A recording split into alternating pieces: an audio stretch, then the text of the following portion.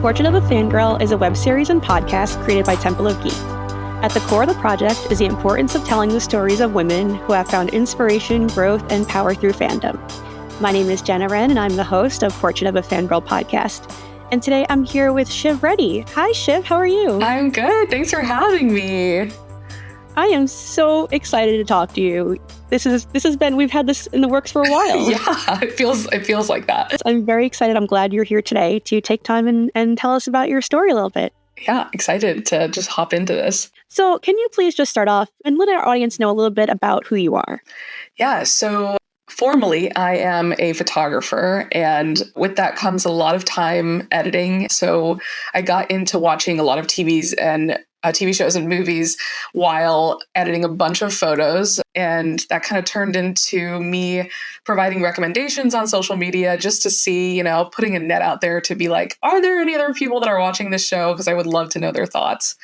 And then that kind of snowballed into me creating content on TikTok, specifically covering a lot of projects that I was excited about that involved South Asian actors and stories, things that I hadn't really seen a lot of other people in the space cover because there are obviously so many other things to talk about in Hollywood. And then I also decided to focus a lot of my content on Indian cinema because I definitely saw that there was a need to talk about it. So that's kind of a little bit about me. Can you remember the first sort of content that you reviewed and put out there on the internet?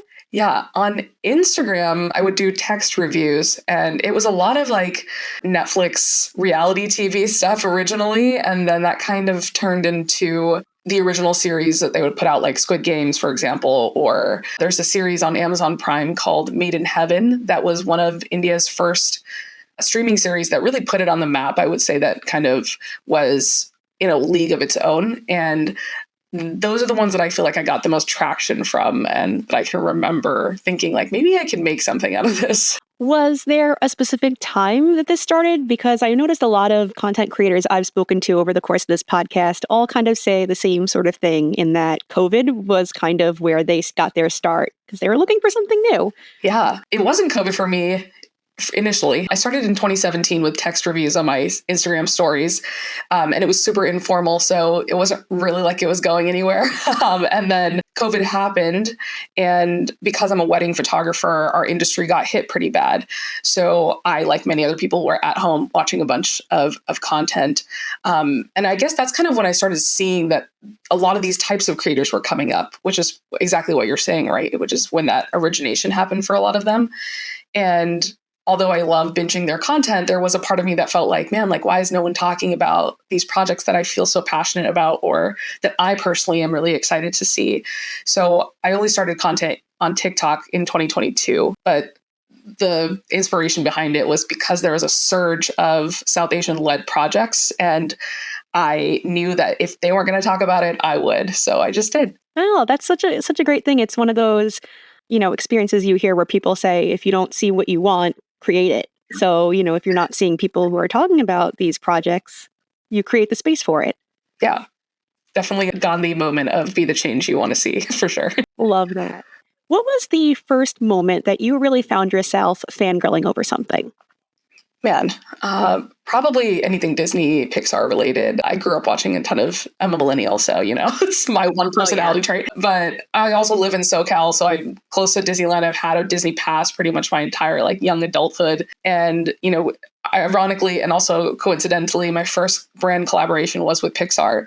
So it felt very full circle for me to have been a fan of something for so long and for it to align in a way where that was the first brand that reached out and recognized my talent and value. And I couldn't have asked for anything more than that. Oh, that must have been so exciting. I can imagine the little child in you was probably yeah, she's so excited. Still inside, very happy about it. Yeah. Oh, that's awesome.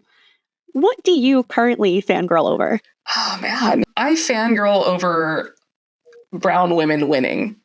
As simple as that sounds. I think because of the platform I have now, what I've gained insight into is the fact that, yeah, I was so alone in thinking that I was the one that needed all of this. And there are so many other people that want this type of content and want to discuss this and talk about representation in a more critical way so that we can get better representation over time. And I think that now it's just about, supporting these projects, making sure that they're getting amplified in a way that studios clearly aren't putting money into sometimes. And being that voice for, my generation, for generations to come of amplifying our stories and our voices. When you first started out, it sounds like it was kind of, you were very much into these movies, these projects. Did you expect that so many people would want the same thing you do and would resonate with your work? No, not at all. I think when you're a creator online, you just expect hate, unfortunately, all the time. It's like the, starter pack of putting your face online. So I kind of didn't really know at all what to expect. My first couple of videos, there was this trifecta of representation going on at the time. It was Bridgerton season 2, starring Simone Ashley, and Turning Red, starring Maitri Ramkrishnan as Priya, the first South Asian animated character, and then Miss Marvel, which was a huge deal for so many Pakistani girls that had never even seen that type of representation. So for me, it was more so about, okay, let me just put this out there and see if anyone else is interested. Like, there's got to be someone that's as stoked about this stuff as I am. And lo and behold, we have a huge, just speaking about Indians specifically, there's over 1 billion Indians on this planet. So I didn't think that my content would fall on deaf ears. I knew that it was going to hit somewhere. It was just a matter of, trying to break into my specific niche of South Asian Americans specifically, right? That felt like there was this dearth of, and this lack of talking about this type of representation, and seeing someone that does look like them talk about it, right? Not some outsider that doesn't really understand the culture and the perspective that it brings. Right. So there were a lot of people who were looking for someone to fill that void on the internet and in a critical way. Yeah. When it comes to fangirl culture, have you noticed any trends or anything fascinating about the community? I have been really blessed, I feel like, to have a very supportive group of creators that are also fangirls, and that's kind of how we all found each other's content. It was around that same time that I was describing. Everyone was really excited for Bridgerton season 2, naturally. I mean, we all saw the season. And I feel like it is that unification of finally getting to be seen in a very positive light about a series that so many people had been fanning over, and finding now this like niche group of people that see themselves in this character, that can understand the culture that's trying to be represented on screen, and then getting to discuss that in a very critical way, but also just being like, look at us in this huge series right now that's being consumed globally. Isn't that amazing? Like, this is just the start. There's so much more beyond that. And it really does feel like we're writing a very new wave of these types of stories and very diverse storytelling in general. So that's kind of what I've enjoyed the most about, making friends on the internet that have very similar interests to me or are part of the same, like passionate projects that I want to amplify. Right. That's a beautiful thing. We here are really impressed with how you've made a following by being both very informative and knowledgeable about film and television. But we were even more impressed by the way you champion representation, as you talked about, in the film and television industry. Can you tell us about a specific moment or an experience that really ignited your passion for advocating for representation in film and television? Yeah, I think in order to talk about that, I need to talk about my career outside of film and TV, because being a wedding photographer in a space that, number one, is very male dominant, and on top of that, doesn't have a lot of people that look like me. As someone that is South Asian, I'm specifically Indian, we are raised to think that, careers in the arts are not very valuable, like many cultures, unfortunately. So it's been a lot of like self-advocating of, trying to put myself in a space that is uncomfortable, because there isn't really a lot of people that I can look up to as like a mentor or someone that's already paved the way as a photographer for me, in the wedding space specifically. And that kind of just parallels what happened when I jumped to this industry. Like I said, I do follow tons of creators, during the pandemic when they first started really diving into this specific niche of talking about film and TV in a critical format. And it felt like they can do it, so why can't I? And again, because I think that in the talk of global cinema, Indian film gets really left out of that conversation. But it's crazy because they produce probably the most amount of movies ever, like globally, Right. every year. So many. Yeah. And there's also like a huge lack of miseducation in terms of like the fact that there are so many different regional industries in India, and everyone kind of groups them all into one, which is Bollywood, which is the most recognized. But I actually come from the south of India, where there are three major film industries that put out just incredible content that's not as glitzy and glamoury as the stuff from Bollywood, but has a lot of heart and soul.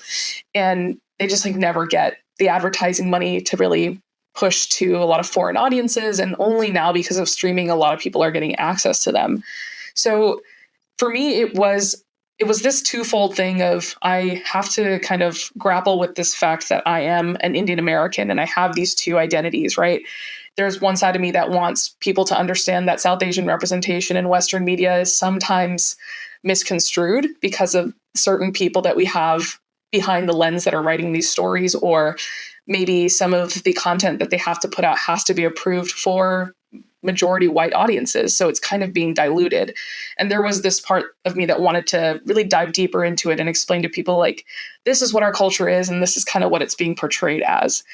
So that's led to some really amazing conversations on the representation front. But then it also led me to that understanding of people don't have this understanding of Indian cinema the way that I grew up loving and knowing. And I've taken it upon myself to really even broaden my own horizons and try to watch a bunch of films in different languages in order to educate people on the fact that there's so much out there that you could learn about various Indian cultures through our cinema, because it's such a huge facet of our culture.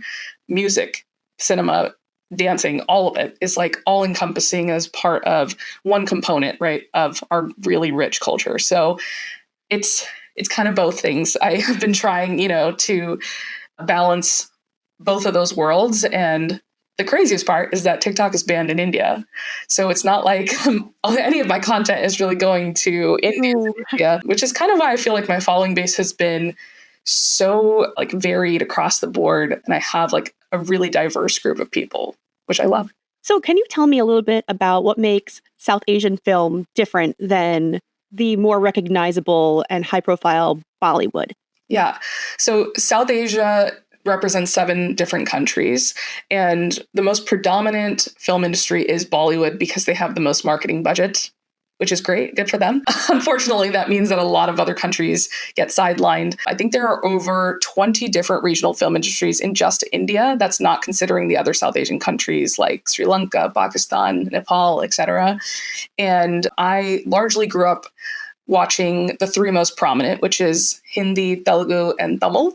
And they're all distinguished as Bollywood, that is Hindi, Tollywood, which is Telugu, and Kollywood, which is Tamil. I really don't like calling them by their American denotations, only because not a lot of people refer to them that way. It's more so just the language and then film industry. So those are the most predominant languages in India to produce films. They produce a mass amount every single year. And just after, I think, 2022, when RRR, which was the Telugu film that won the Oscar, really made waves in America, I think a lot of people are now way more curious to check out Indian cinema. So I definitely wanted to be a part of that wave as well. And I'm really glad that I just started on TikTok during that time. Perfect timing, Yeah. right? You were right there on the cusp of everything. Yeah. Before social media, how did you express your frustration with the lack of diversity you saw on the screens? It was just having conversations with friends, naturally. I would like to say that because fighting for people that look like me in spaces that aren't made for us has always been a part of my motto in life.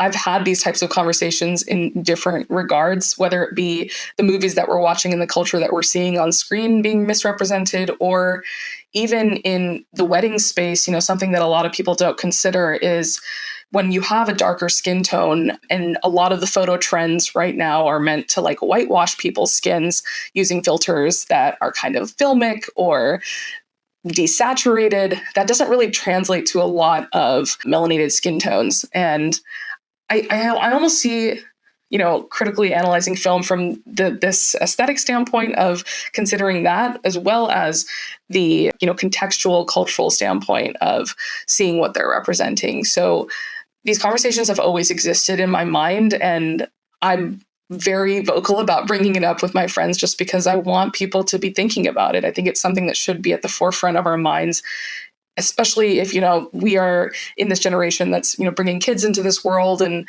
we have nieces and nephews that are getting to see this content that we never grew up with, right? That they have cartoon characters now that look like them, that are representing cultural holidays. Like, that never existed for me as a kid. So even having conversations with, my younger nieces and nephews about that has just been super enlightening for me. They don't have that lack of confidence that I had when I was growing up. They're just so proud in their skin, and that's amazing to see.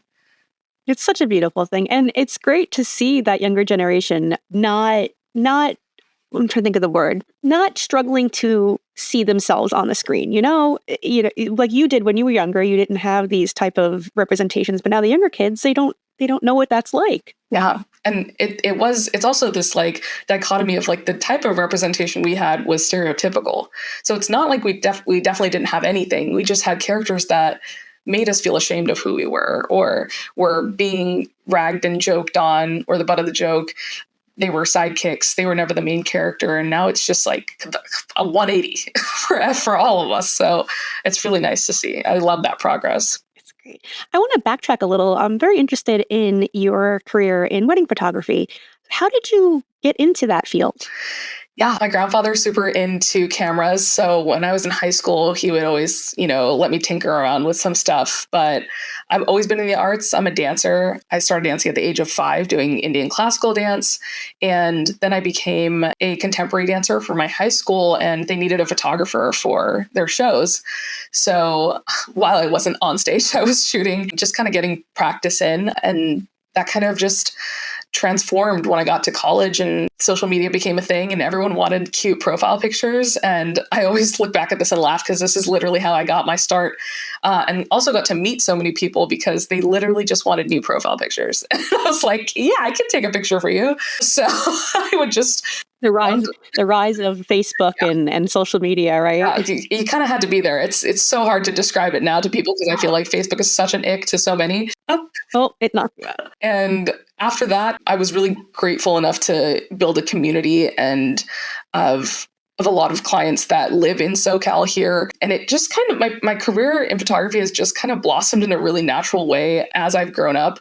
I started off doing a lot of like engagement sessions and smaller events for families. And then that turned into, me doing weddings. I worked for a company for about 7 years. That's just like a huge wedding photography company here in SoCal. They shoot about 400 events a year. So it was pretty brutal. I lost but I invested a lot of my time into shooting a bunch of weddings and gaining so much experience. And in some way, kind of bringing it back to representation, there was a part of me that in college felt really ashamed is not the right word. I definitely didn't wear my identity with a lot of pride, my cultural identity. And when I started shooting weddings, and specifically South Asian weddings, you just get so immersed in everyone's culture because our weddings have, so much tradition, a part of them. They're around 4 or 5 days and you're around so much family. And I was exposed to so many diverse cultures within the South Asian diaspora that it was enlightening to say the least, but also I was like, why am I hiding my identity? Like, everyone here is just wearing it with so much pride. And I not only learned more about my culture, but I was just so happy to be able to spend time with people and how willing they were to share information about their own background and their traditions and how it differs from my family's. So it was such an educational time for me. And that, again, just naturally just finds its way in a lot of the content that I create. It is why I think I'm so curious, even when watching foreign film now that has nothing to do with my culture. It feels like I'm able to absorb and understand characters through the cultural context that they're providing. Right. So you were basically kind of always looking for a creative outlet that really inspired you, and it went from dancing, photography, all this way through the arts. Yeah, I'm heavily leaning towards the right side. Is it the right side, right? Right side brain, yeah. I'm very heavily right-sided. I joke with my husband because he's heavily left-sided, so we balance each other out a lot. But there isn't an ounce of me that doesn't want to create every single day. Like, I don't think I would I could be fulfilled if I wasn't able to. Totally. And I think of, I always joke, I made the joke earlier today, actually, and I was like, I was a liberal arts student. I can't add. I can't do math. I'm not a left brain. I would make the joke that I'm Indian and I literally can't do math. So it's my biggest downfall for sure. I was never meant to be a corporate girly. It could never be me.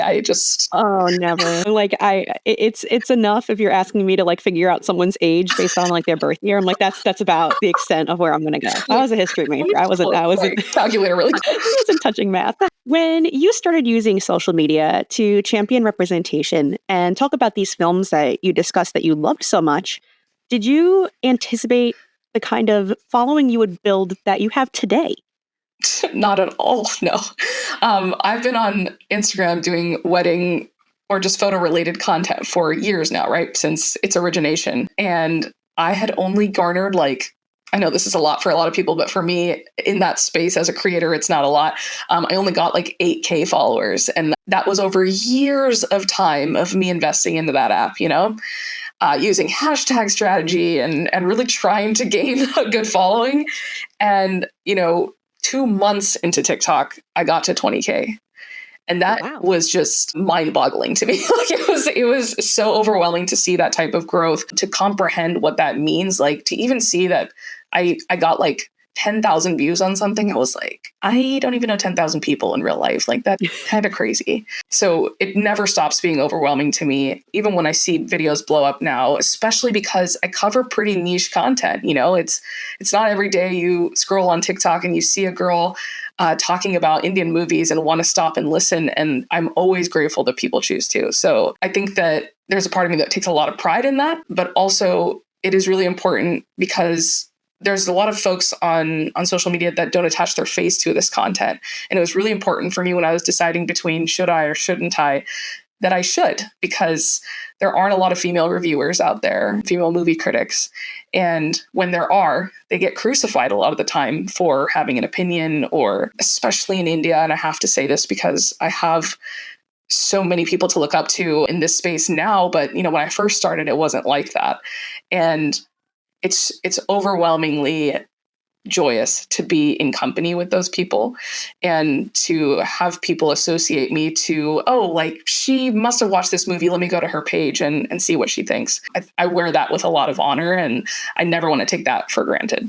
How has your online community impacted your advocacy and the way that you specifically fangirl? There's good and bad. I'll start with the bad. Everything on the internet. With being a fangirl comes really toxic fanboys. Not to make this a gender issue, but you see a lot of this in the Marvel DC comic book world. But I want to talk about this specifically from the Indian movie standpoint, because in India, there are a ton of, I'll say specifically in South India, there are a ton of heroes, action heroes, just like you would have your superheroes here. But they're supposed to be ordinary men. They just have incredible powers. So they have a huge fan base, rightfully so. I'm a part of those fan bases. I really do like these men. However, I am not above holding anyone accountable. And if they are starring alongside a girl that's, 20 years younger than them, I will call them out. I have absolutely no problem with that. And I faced a lot of backlash, but the block button is my best friend. So I have absolutely no problem with that. But I will say that with the bad comes the people that do agree with my standpoint, that even if there are people that disagree, they say it in a respectful way. And I always appreciate that. I love a good constructive criticism moment. And ideally, I want to learn. That's the whole point. I believe as a human, if we stop learning, we stop evolving. And I never want to stop evolving. I think the wheel should constantly be turning. Cinema does that for me. I feel like absorbing other people's cultures and getting insight into different cultures allows me to learn from the medium of filmmaking in a way that I don't think I just am not a book reader. So films really do it for me in that capacity, that the same way that a lot of people read books and they gain insight. And the fandoms, regardless of who they are, have really helped me, gain insight on things, or pick apart, different analyses that I just didn't see on my first watch. A lot of the times I'm watching these things super fast and trying to get through them. So there's obviously these minute details that I love when others pick up on. And the fact that they're just ordinary people, right? They're not creators. They're just people like you and me who are just watching this content, consuming it for the enjoyment of it. And that to me is always going to be the most rewarding type of banter back and forth, is just people that are just here to have fun. Right. Do you often get people in your comments and your responses, stitches, what have you, on various platforms of social media? Do you often get people who want to learn, like you're saying, who reach out to you and are like asking you to explain something about the culture that they didn't know about? Yeah, I try my best to respond to every comment. I know that's like probably not a lot of people's best practices, but I think it's a great way to engage with people. And like I said, I like to learn from others. I do not have my stitches on specifically to protect my peace. I don't like my face being spread without my consent. And I do love talking to people, though. Like, that's kind of how it all started for me, right? It all started in my DMs because I would post stories. There was no other way for people to interact. It was before the emojis would pop up and you could just pick one of the 6 emojis to respond to my story. It was like you had to text me something back, right? And that was how it all started for me. There was people from across the world that I had never met in my life that would slide into my DMs in a positive way and talk to me about, oh my gosh, this is what you thought about that character? So did I. I thought I was the only one. And it's stuff like that that makes you feel so seen as someone that is just consuming content. And it all stems from the fact that I have a very similar background and experience to them.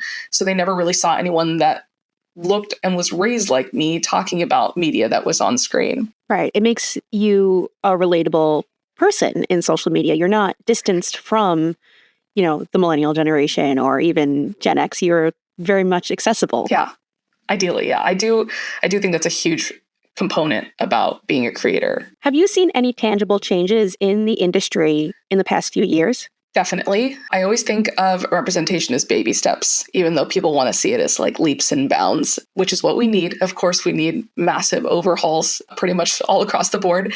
But it's frustrating when it comes to cultural representation because it all kind of dwindles down to being on one single person's shoulders a lot of the time.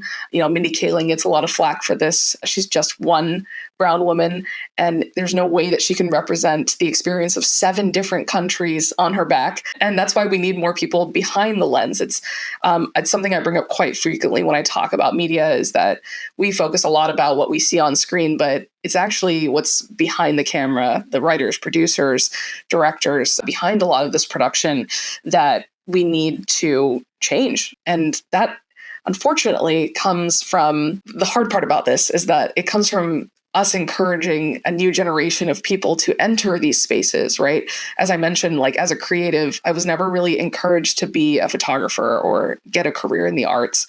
And it's amazing and incredible to see that change happening right now in this new generation. And it's something I really want to support. I'm trying my best to like find ways to do that.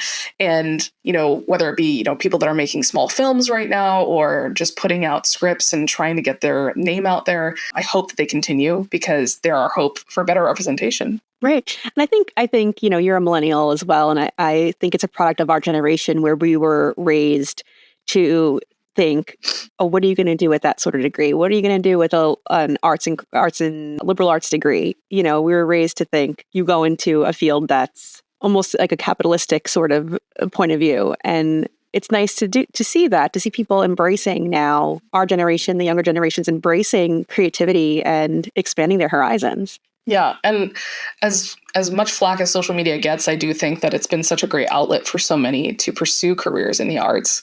You're getting reach that you've never even dreamt of before, whether it be singers that are putting out their songs or, actors. How has advocating for representation changed you as a person? I think it's made me more aware of what I consume and how I consume it, especially about other cultures. Like, it makes me want to ask more questions and get to know other creators that are from these different cultures, just because I know what it feels like to be misrepresented. And I wouldn't wish that upon anyone else, because I know the ramifications in real life. What I love noticing is how these brands and studios are making the effort to work with creators in order to properly represent the media that they're putting out.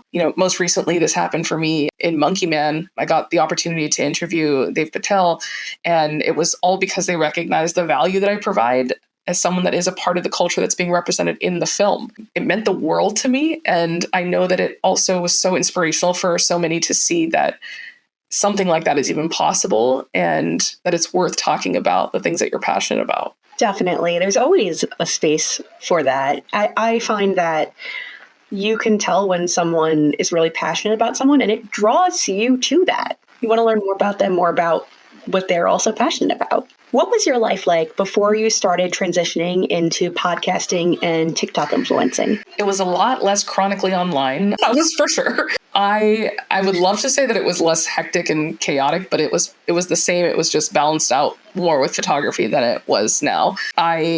Because weddings take up so much of my time, I was just constantly shooting. And again, just being able to experience my culture and other cultures in a way that I just never thought I would be able to. So in a way, it was kind of the same, but a little bit different and less involving TikTok. Right. It's just the added experience of having these online platforms to maintain. So speaking of these online platforms and social media, you touched on this a little earlier about how a lot of times having a presence online comes with negative comments, trolls, these sort of ugly things.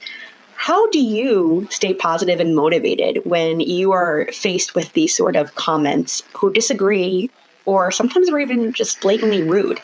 I think that I know my intentions, right? That's so important when you're doing something like this. Everything I do is with intentionality. I want to make sure that the brand partnerships that I take on are very implied of who I stand with and what I stand for. And I think that that's always going to come with some type of vitriol, no matter who you are and what you try to do, even if it's in your best intentions. And I think that I just try to focus on the fact that I'm trying to do good here. The overall goal of my content is to spread awareness. It's to spread a lot of love for my culture and my people. And it's to educate myself. I want to grow. I'm never going to come on here and be like, I know everything and I'm the master of this domain. I think that's foolish.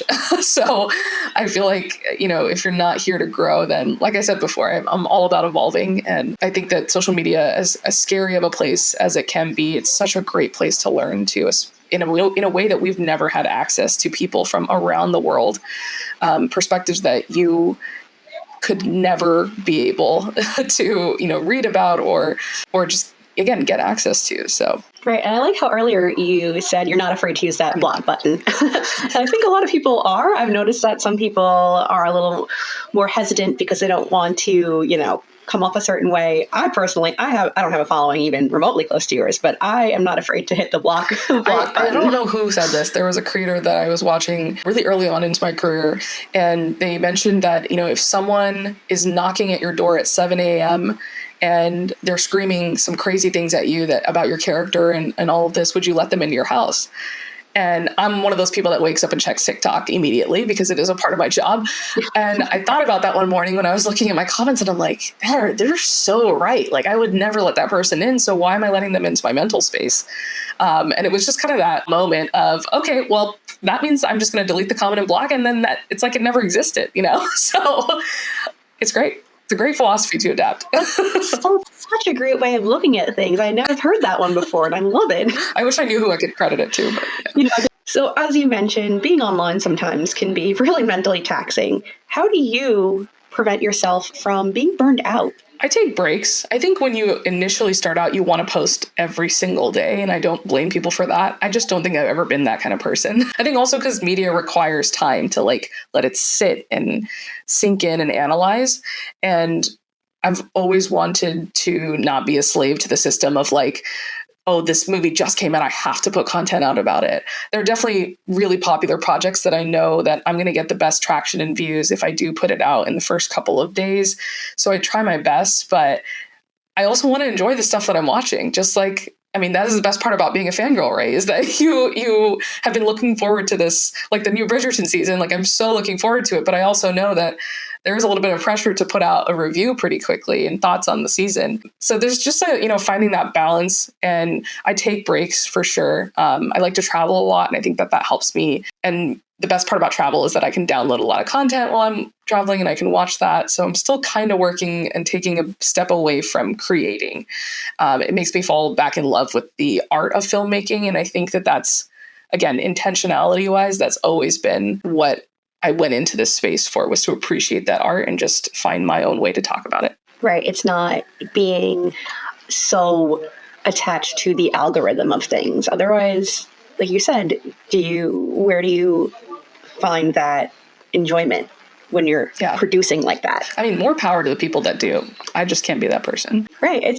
I would imagine it's different for everyone, every content creator. Some people probably thrive that way, where they see something and I got to jump online and quickly write about it. That's I'm sure how some people work. But just for you, that's not your specific best way to do things. Looking ahead, what are some of your biggest hopes for the increase of diversity and inclusion on screen? We talked a little bit about all these different South Asian countries, and that's something that I'm really hopeful and passionate about seeing more of on screen. That all starts with getting better representation behind the lens first, of course. But, I recently went to South by Southwest, and there was such a diverse selection of films at that festival from various South Asian countries, whether it be Sri Lanka, Pakistan, India, and I was enamored. I was like, if this is what our future looks like, I'm so grateful that more people are trying to get careers in these industries so that we get to see these types of stories and characters unfold. And I would also just love to see, we focus a lot about cultural representation in today's landscape. And I actually just want to see more people that look like me doing regular things. I say this a lot on different interviews, and I feel like it maybe isn't as straightforward as people are thinking, but it is what I'm saying. Simply, I just want to see brown people doing regular things.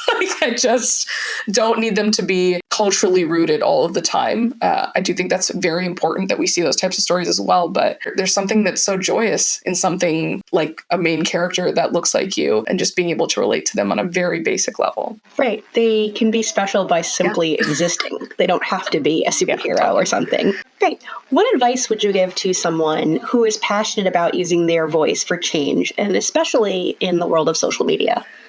To be honest, I think that, when you're in the social limelight, there's this innate nature in you that wants to people please or service a fan base, service an IP, a company, to make sure that you're seen by them. I've just never thought that would feed the artist in me. So I never have done it. I've always known that, I don't have a lot of skin in this game. I'm not trying to be an actor. I'm not trying to be a producer or a director. I don't really have any of those types of goals. I just want to talk about the things that I love. And that comes with a lot of integrity and honesty. And, like we talked about earlier, I think that is what makes me very relatable to a lot of people, because I don't, for lack of better term, I don't really sugarcoat things. I like to talk about things very blunt and straightforward, call people out if I need to, because I, at the end of the day, just want what's best for us.